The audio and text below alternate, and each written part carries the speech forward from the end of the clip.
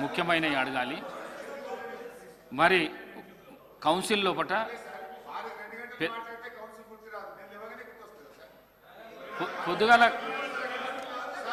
పొద్దుగాల గంట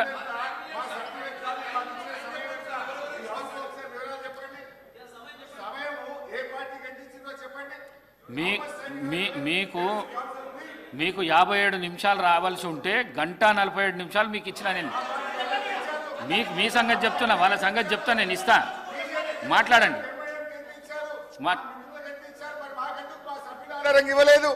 మాట్లాడండి సార్. దయచేసి మీరు మా గొంతు నొక్కుతున్నారు. ఈ సభలో ఈ రోజు ఏ పార్టీకి ఎంత ఇచ్చారో చెప్పండి సార్. మీరు చెప్తాను నేను. సభలో ఏ పార్టీకి ఎంత ఇచ్చారు, సభ్యుల సంఖ్య ఎంతో చెప్పండి, అప్పుడు బయటపడుతుంది. చెప్తాను. మా గొంతు నొక్కుతున్నారా లేదా చెప్తాను. అధ్యక్ష, 2 విషయాలు అధ్యక్ష. ఉదయం గౌరవనీయులు ముఖ్యమంత్రి గారు ఆయన ఈ సభను తప్పుదోవ పట్టిస్తూ, పాపం తొందరపాటు ఎక్కువ మన ముఖ్యమంత్రి గారికి. ఐ సజెస్ట్ హిమ్, ఆయన కూడా సీనియర్ సభ్యులే, కానీ ఎవరో ఒక కాగితం తెచ్చేయగానే తొందరపడి మాట్లాడితే అది వారి గౌరవాన్ని తగ్గిస్తుంది, ఆ కుర్చీ గౌరవాన్ని తగ్గిస్తుంది. నేను వారితో ఏం కోరుతున్నా అంటే, మీరు 1-2 సార్లు చెక్ చేసుకొని మాట్లాడితే ఈ సభ హుందాతనము, మీ హుందాతనం కూడా పెరుగుతుంది. నేను I would like to set the record అధ్యక్ష. వారిచ్చిన పేపర్ ఇది అధ్యక్ష. నేనేం చెప్పినా ఉదయం మాట్లాడేటప్పుడు, ఉదయ్ పథకములో కేంద్ర ప్రభుత్వము బలవంతంగా 9,000 కోట్ల అప్పు మన మీద రుద్దింది అని ఉదయం చెప్పాను. చెప్తే ముఖ్యమంత్రి గారి కాగితం తెచ్చి, ఇది ఉదయ్దే, తెచ్చి వీళ్ళు ఏం చదివినరు, మీరు అన్ని మీటర్లు పెడుతుండ్రు, మీరు సంతకాలు పెట్టిండ్రు, పలానా ఆయన పెట్టిండు, ఈయన పెట్టిండు, ఆయన పెట్టిండు అని చాలా సుదీర్ఘంగా చెప్పారు. నేను చెప్పింది ఏంటిది, కేంద్ర ప్రభుత్వం 30,000 కోట్ల రూపాయల అప్పు మాకు ఇస్తామన్నా బోరు బావుల కాడ మీటర్లు పెట్టము, మేము విద్యుత్ సంస్కరణలను ఒప్పుకోము అని సభానాయకుడిగా కేసీఆర్ గారు ఇక్కడ ఉండి చెప్పారు అని నేను చెప్పిన. దాని మీద లేచి ముఖ్యమంత్రి గారు ఈ కాగితం నాకు పంపారు. నేను ఇచ్చే కాగితం కూడా మీ ద్వారా మళ్ళీ వారికి పంపుతా. ఇందులో ముఖ్యమంత్రి గారు ఇచ్చిన కాగితంలో ఇది ఎప్పుడు ఉంది అధ్యక్ష, జనవరి 4, 2017. ఈ కాగితంలో ఎంత స్పష్టంగా ఉందంటే, installation of smart meters for all consumers other than agriculture consumers, వ్యవసాయ బోరు బావులకు కాకుండా ఇది మీటర్లు, పాత మీటర్లు ఉన్న చోట కొత్త మీటర్ పెట్టడం, రిప్లేస్ తప్ప, స్మార్ట్ మీటర్ తప్ప అసలు కొత్తగా మీటర్లు పెట్టే ముచ్చటనే ఇలా లేదు. ఇక నేను చెప్పిన కాగితం ఇది ఎప్పుడు వచ్చిందంటే 9th June 2021. 9th June 2021 కేంద్ర ప్రభుత్వం మనకు పంపిన కాగితం ఇది అధ్యక్ష. Ministry of finance, department of expenditure నుంచి వచ్చిన కాగితం. ఇందులో స్పష్టంగా వాళ్ళు ఏం చెప్పారంటే, the special dispensation has been recommended for each year for a 4 years period from 2021-22 to 24-25. This borrowing space will be in addition to the regular borrowing limit 4% of GSDP, including 0.5% linked to incremental capital expenditure. అని ఇందులో స్పష్టంగా ఏమన్నారు, ఏ రాష్ట్రాలైతే ఈ 0.5% అదనంగా అప్పు తీసుకోవాలనుకుంటున్నారో మీ ప్రతిపాదనలు పంపండి, మేము మీకు వరుసగా 4 ఏళ్ళు ఇస్తామన్నారు. 4 ఏళ్ళు మనం తీసుకుంటే 30,000 కోట్లు వచ్చేది. కానీ ఈ విద్యుత్ సంస్థల్ని ప్రైవేట్ పరం చేయొద్దని, రైతులకు ఇబ్బంది రావద్దని, వ్యవసాయ విద్యుత్ బావులకు మోటార్లు పెట్టొద్దని ఆనాడు మేము తీసుకోలేదని చెప్పాము అధ్యక్ష. ఈ కాగితం మీ ద్వారా గౌరవ ముఖ్యమంత్రి గారికి పంపిస్తున్నాను అధ్యక్ష. ఇకపోతే గౌరవనీయులు బట్టి విక్రమార్క గారు, సరే విక్రమార్క అన్నగారికి ఒక విషయంలో నేను ధన్యవాదాలు చెప్తా. విక్రమార్క అన్నకు నేను చెప్పే ధన్యవాదాలు ఒక్కటే నిమిషం. ఎందుకంటే ఇప్పుడు మీరు ఏదో ఆ లేఖ చూపించి సభని రాష్ట్ర ప్రజలను కూడా అదేంటి తప్పుదోవ పట్టించే కార్యక్రమం ఉన్నారు. హరీష్ రావు గారు, ముఖ్యమంత్రి గారు ఏమన్నా మీకు చెప్పారా, మేము వ్యవసాయ పంప్ సెట్లకు ఏమైనా మీటర్లు పెడుతున్నాను? ఒక్క నిమిషం మేము పెడతామని చెప్పామా మీకు? మేము పెడతామని ఎప్పుడు చెప్పలేదు కదా. మీరు ఎందుకు అనవసరంగా చూపించేసి మీరు తల్ల కిందలు తపస్సు చేసి ఇబ్బంది పెట్టినా మేము రైతులకి మీటర్లు పెట్టనే పెట్టం. రైతులకి మేము పవర్ ఇచ్చేది ఇస్తూనే ఉంటాం. మీరు అనవసరంగా మిస్గైడ్ చేసి ఇంకేదో మాట్లాడి చేయాలని ప్రయత్నం చేయబా. మీరే ఏం చెప్పారు ఆయన పెడతా అని? ఎట్లా అండి మీరు? మేము కూడా బీఆర్ఎస్ బాటలో వ్యవసాయ విద్యుత్ కనెక్షన్లకు మీటర్లు పెట్టమని చెప్పినందుకు వారికి ధన్యవాదాలు. రెండో విషయంలో కూడా నేను థ్యాంక్స్ చెప్పాలి భట్టి గారికి. ఉదయం ఆసరా పెన్షన్లు పెండింగ్లో ఉన్నాయని చెప్తే సాయంత్రం కల్లా రిలీజ్ చేసి పెన్షన్లు పెండింగ్ లేవని చెప్పినందుకు వారికి కూడా ధన్యవాదాలు. ఇక రెండో విషయం అధ్యక్ష, భట్టి గారు ఇప్పటిదాకా మాట్లాడారు. నిజంగా వారి మాటలు ఆ గోబల్స్ ఆయన బతుకుంటే మాత్రం ఇవాళ ఉరేసుకుంటుండే అట్లా ఉన్నాయి వారి మాటలు. ఇక పోతే అధ్యక్ష, భట్టి గారు వారు ఓ మాట అన్నారు. నేను బిట్రేయల్ గురించి మాట్లాడితే భట్టి గారు చాలా బాధపడ్డారు. నేను అంటున్నాను అధ్యక్ష, గ్యారంటీలు అమలు ఎప్పుడని మాట్లాడితే మళ్ళా గదే పాత ముచ్చట చెప్పేటువంటి ప్రయత్నం భట్టి గారు చేశారు. నేను అనేది ఏంటంటే ఇవాళ నిజంగా బిట్రేయల్ చేయలేదా మీరు? ఇవాళ 100 రోజుల్లో 6 గ్యారంటీలు అమలు చేస్తామని బాండ్ పేపర్ మీద రాసిచ్చి 4000 పెన్షన్ ఇవ్వకుండా మోసం చేసింది నిజం కాదా? 2500 మహిళలకు ఇచ్చేది నిజం కాదా? విద్యార్థులకు భరోసా కార్డు ఇయ్యింది నిజం కాదా? అందువల్ల ఆ మాట మాట్లాడినాం తప్ప మేము ఉద్దేశపూర్వకంగా మిమ్మల్ని ఏమీ అనాలనుకోలేదు అధ్యక్ష. ఇక పోతే అధ్యక్ష, ఇంకొక విషయంలో ఎక్సైజ్ విషయంలో ఆదాయం పెంచుతారా పెంచమా అని మేము అడిగాం. వారు మాట అన్నారు. వారు మాట్లాడుతూ షాపులు పోయి నెక్స్ట్ ఇయర్ది ముందే మీరు వేలం వేశారన్నారు. నెక్స్ట్ ఇయర్ది కాదు, అదే సంవత్సరం డిసెంబర్ 1వ తారీఖున కొత్త షాపులు స్టార్ట్ కావాలి. డిసెంబర్ అంటే మనం ఎలక్షన్స్లో ఉంటాం కనుక 2-3 నెలల ముందు యాక్షన్ చేసింది తప్ప 1 సంవత్సరం ముందుది చేయలేదు అధ్యక్ష. అయితే అధ్యక్ష, ఎక్సైజ్ ఆదాయం వారన్నారు మేము ధరలు పెంచము, మాకు పెంచే ఆలోచన లేదు అన్నారు. ఇది బడ్జెట్ ఎస్టిమేట్స్ ఫర్ 2024-25 గౌరవనీయులైన ఆర్థిక మంత్రి గారు, ఇక వారి సంతకం ఉంది, వారి పేరుంది, వారు పెట్టిన బడ్జెట్లోనే ఇందులో ఏం రాశారు అధ్యక్ష? ఎక్సైజ్ ఆదాయం ఏం రాశారు? ఒకటి, ఎక్సైజ్ ఆదాయం ఎలా పెంచుతారో కూడా బడ్జెట్లో చెప్పారు. కానీ వారి మాటల్లో ఏమంటున్నారు? మేము ధరలు పెంచము, ప్రజల మీద భారం వేయము అని ఉపన్యాసంలో చెప్పారు.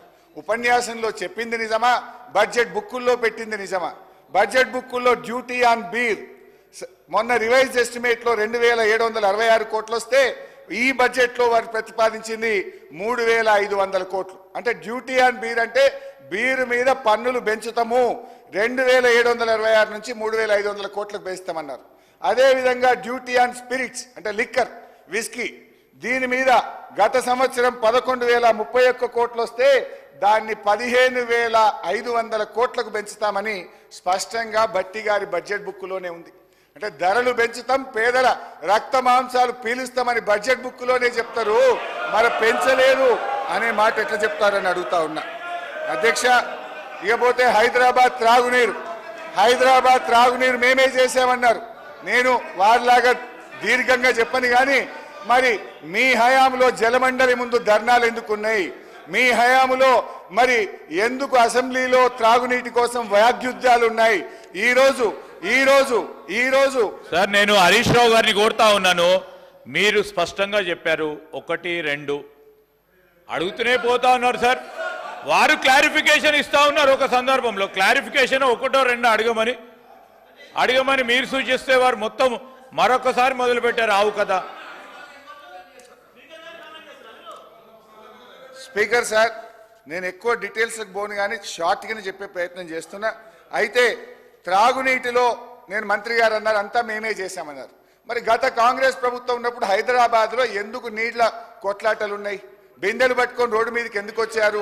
ఎందుకు తాగునీటి వాగ్యుద్ధాలు అసెంబ్లీలో జరిగినాయని నేను అడుగుతా ఉన్నా. ఒకటి. రెండవది, గ్యాస్ సిలిండర్ల విషయంలో భట్టి గారు గొప్పగా చెప్పారు, మేము ఉచిత గ్యాస్ 500 రూపాయలకి ఇస్తున్నామన్నారు. రాష్ట్రంలో ఉన్న తెల్ల రేషన్ కార్డులు 90 లక్షలు, మీరు ఇచ్చింది ఇప్పటిదాకా 42 లక్షలు, అంటే సగం మందికి కూడా ఇయ్యలే. పోనీ ఆ 42 లక్షలకు ఎన్ని సిలిండర్లు ఇచ్చారు? 68 లక్షల సిలిండర్లు. అంటే ప్రతి కుటుంబానికి 1.5 సిలిండర్ కూడా ఇప్పటిదాకా 8 నెలల్లో మీరు ఇచ్చింది 1.3 సిలిండర్ మాత్రమే. 1.5 సిలిండర్ కూడా ఇవ్వలేదని వారి బుక్లోనే ఉందన్నటువంటి విషయాన్ని గుర్తు చేస్తా ఉన్నా. ఇకపోతే స్టాంప్స్ అండ్ రిజిస్ట్రేషన్ 4,000 కోట్ల ఆదాయం ఎట్లా పెంచుకుంటారని అడిగితే మేము ఎల్ఆర్ఎస్ చేస్తాము అన్నారు. అధ్యక్ష, ఎల్ఆర్ఎస్ ఆ రోజు మా ప్రభుత్వం చేస్తే గౌరవనీయులు భట్టి గారు, ముఖ్యమంత్రి రేవంత్ రెడ్డి గారు అప్పుడున్న ఉత్తమ్ కుమార్ రెడ్డి గారు ఏమన్నారు, మీరు పేద ప్రజల రక్త మాంసాలు పిలుస్తారా, ఇది అన్యాయం, ఎల్ఆర్ఎస్ ఉచితంగా చేయాలని మమ్మల్ని తిట్టిపోశారు అధ్యక్ష. బట్టన్న అంటున్నాడు, తల ఊపిండ్రు. నేను బయటకు పోగానే ఆ వీడియోలు బట్టన్నకు పంపుతా. ఆనాడు ఉచితంగా ఎల్ఆర్ఎస్ చేయాలని బట్టి గారు అన్నరా లేదా, రేవంత్ రెడ్డి గారు అన్నరా లేదా, ఉత్తమ్ కుమార్ రెడ్డి వీడియోలు వారికి పంపుతా. ఒకవేళ మీ మాట మీద మీకు నమ్మకం ఉంటే, మీరు మాట మీద నిలబడే వాళ్ళైతే, మీకు నిజాయితీ ఉంటే, మీరిచ్చిన మాట కట్టుబడి 25 లక్షల మంది పేద ప్రజలకు ఎల్ఆర్ఎస్ ను ఉచితంగా చేయాలని చెప్పి నేను కోరుతా ఉన్నా. ఇక